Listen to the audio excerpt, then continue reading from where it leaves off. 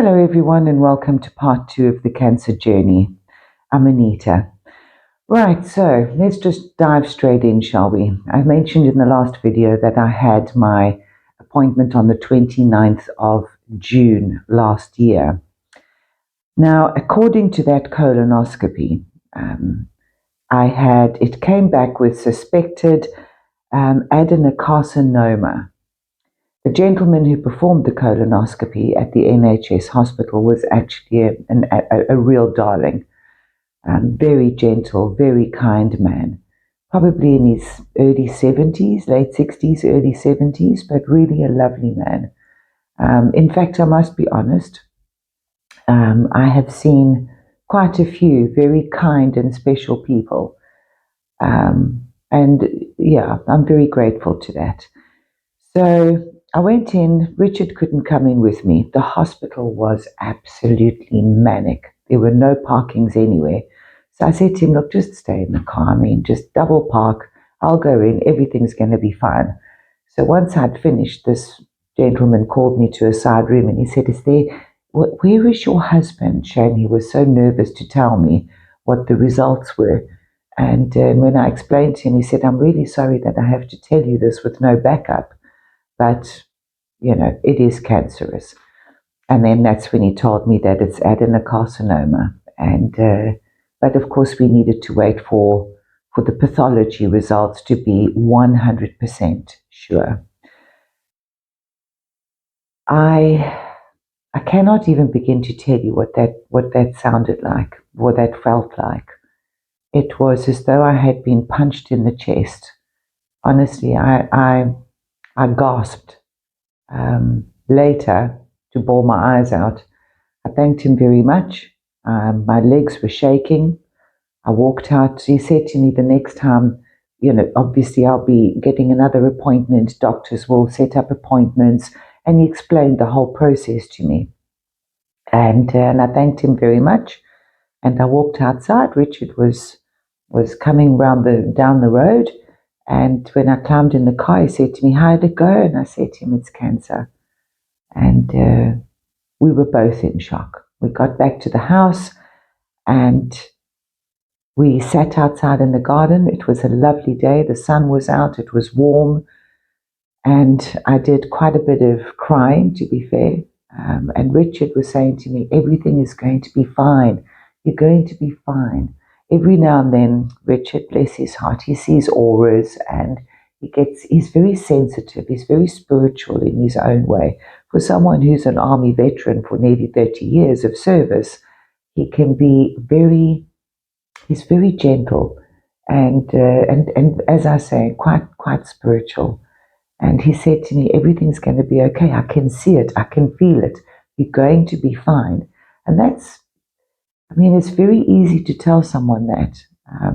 And I did appreciate it. So don't take me the wrong way. I did appreciate it. But it was difficult to believe because at that particular moment, I had just been dealt a life sentence. And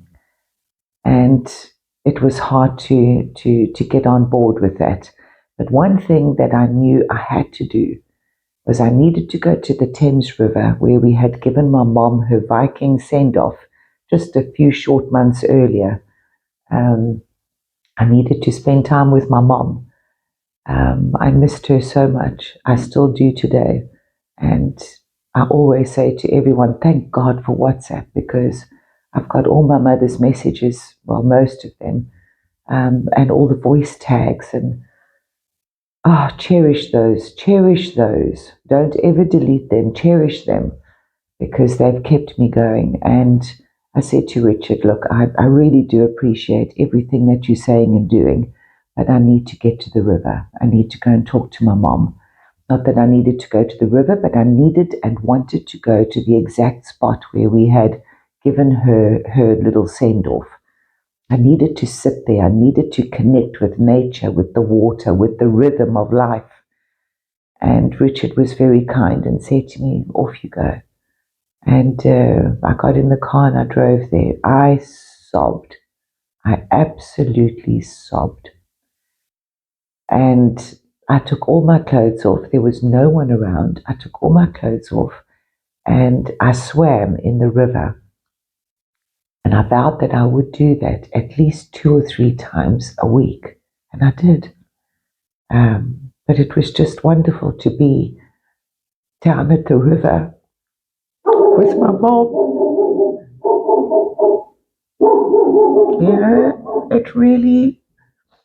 It was very special for me. It helped me so much because I really was pretty distraught when I got this diagnosis. It was the last thing I expected. And I knew that I had a hell of a journey ahead of me. And it was very scary. And that day I gained so much comfort, strength. Forgive me for crying. So when I was down at the river, I also realized that I needed to do a list of all the people that I needed to forgive. I had carried too much for too long. And you realize when you get given a diagnosis like that, any cancer, any stage, 1, 2, 3, 4, it doesn't matter what stage you are. Mine was stage 3. That's what they were a little bit concerned because I had lesions on my liver, but thank you God, those turned out to be benign. So it was stage 3. It was T3N1M0. So at that point, it hadn't metastasized, and but it is a hammer to get that result. And I needed to do some forgiveness. I'd been carrying a few heavy burdens, and I realized that they were of no value anymore. To walk around carrying a grudge for something that someone said or did it does you more harm than it does any good. So at that river, where my mom was that day after I'd finished swimming, I said to myself, let's go home now. And we're going to write out a list. I'm going to search my soul and my mind and go back as far as I can and write everybody's name down that I may have hurt, that I needed to ask forgiveness for, and people who had hurt me, whom I'd held a grudge against for so many years and vowed never to forgive them. They all needed forgiving, and I needed forgiving. And that's exactly what I did. I wrapped myself up from the river, got in the car, drove home, and then began working on my list.